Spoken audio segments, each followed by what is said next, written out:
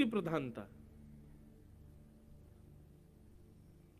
कभी आप मंदिर जाया करें ना ठाकुर जी के, चाहे आप वृंदावन जाओ, चाहे आप महाकाल जाओ, चाहे आप टेकरी हनुमान जाओ, कहीं भी जाओ, ठाकुर जी आपको स्वीकार कर चुके हैं, इसका प्रमाण लेकर के जाओ। और वो कैसे कि बिना दर्शन किए पहले ही सोच लो, आज ठाकुर जी ऐसे दिख रहे होंगे, आज ठाकुर जी की जो वस्त्र पोशाक होगी वो इस रंग की होगी, आज ठाकुर जी गले में माला जो होगी ना वो मोतियों की होगी, आज ठाकुर जी के श्री अंग पर जो पुष्प होंगे वो मोंगरा के होंगे या गुलाब के होंगे या कन्नेर के होंगे। जो विचार करो, दो तीन चीजें विचार करके जाओ, उनको फिर जाकर के देखो ये आज ठाकुर जी ने ऐसा कुछ किया है कि नहीं।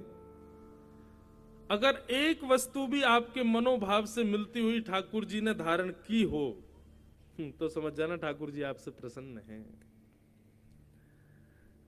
हमारे प्यारे गिरधर लाल जी का प्रथम जन्मोत्सव हुआ नाथद्वार में। तो नाथद्वारा में नियम क्या था कि कथा सुबह होती थी, शाम को उत्सव होता था। हम इतने व्यस्त हो जाते थे उत्सव में कि मैं नाथद्वारा श्रीनाथ जी दर्शन करने नहीं जा पाता था। पर एक बालक को हमने अपनी तरफ से नियुक्त किया था, भाई रोज तुम जाना और दर्शन करके हमको बताना आज ठाकुर जी लग कैसे रहे। वो ठीक है। तो सुबह सुबह उठ करके ठाकुर जी का स्नान आदि करा के उनका श्रृंगार करते, श्रृंगार करके आज जैसे पीली पीतांबरी पहना दी, सिर पर लाल पाग पहना दी, ठाकुर जी को नीली हटरी के अंदर विराजमान कर दिया। और इतने में 8:30-9 बज जाते, मैं तुरंत नाश्ता करके कथा में, वहां राजभोग आरती जब होती नाथद्वार में, उसके बाद कथा विश्राम होती थी 1 बजे, तो दर्शन में कर ही नहीं पाता था।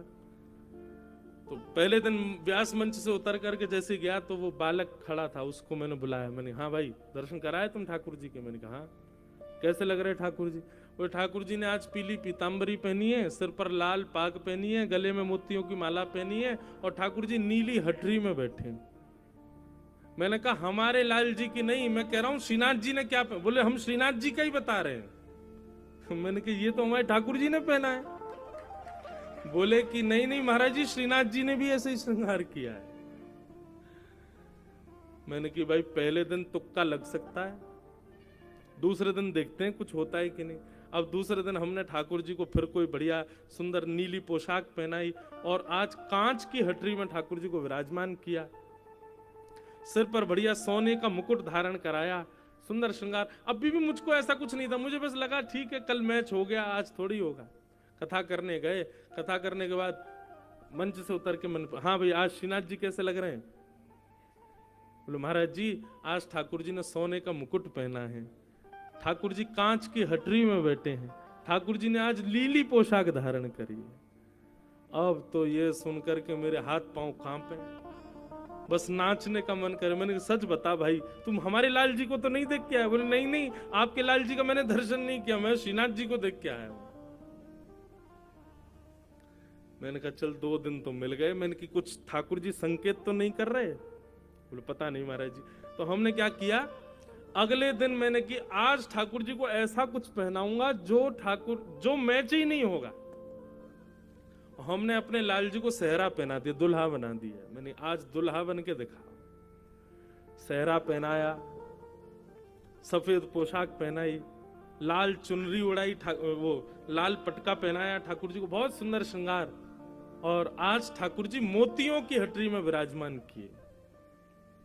अब मेरा कथा में मन नहीं लगे, मुझे यूं लगे कब कथा पूरी हो मैं उससे पूछूं आज क्या पहना है।